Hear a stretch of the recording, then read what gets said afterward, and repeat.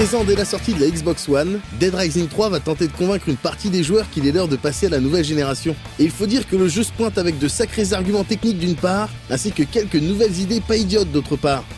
Après une longue session de jeu, nous avons pu poser nos questions au producteur exécutif Josh Bridge, qui nous parle en premier lieu de l'aspect décalé des 2 premiers épisodes, manifestement conservé dans ce dernier.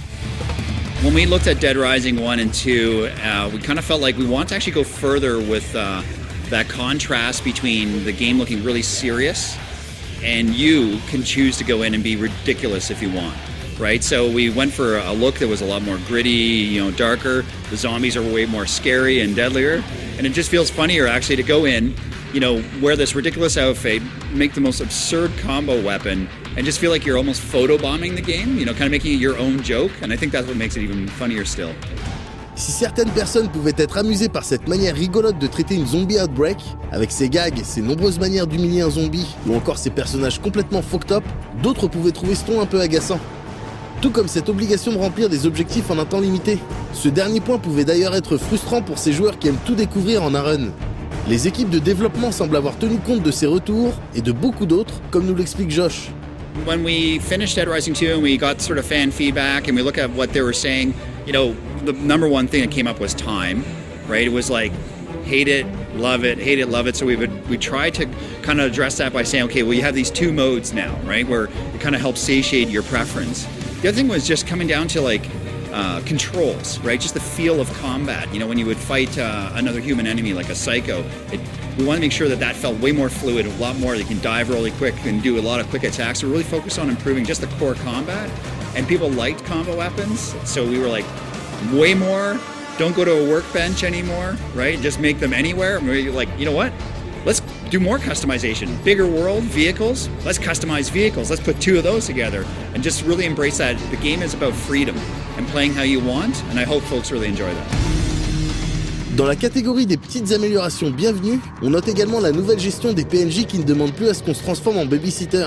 When we looked at survivors and that sort of experience of like, hey, there's other humans that just need to survive, and in past Dead Risings, it was like you had to help them all the time. You had to say, okay, follow me and escort them. And you know what? We don't like babysitting. How I play the game, I'd find those survivors, I'd tell them to wait outside the safe house, continue the story, come back out and say, okay, now you're coming back out with me. And I wouldn't help them. I would take them with me to fight. And so that's what we've embraced, right? You'll find these survivors around the world. If you actually, help them in their dilemma, like their mission, they will join you. And they'll join you and fight to the death, right? So then now you have all these survivors with you, and they all have different strengths and weaknesses, and you can give them weapons. And then with the Kinects, which we support, one of the cool things you can do is actually just point at the screen and say, attack, and then off they go, and they run and attack. Comme on l'imagine, la puissance de la Xbox One a permis aux équipes de Capcom Vancouver de faire preuve de beaucoup plus d'ambition dans leur développement.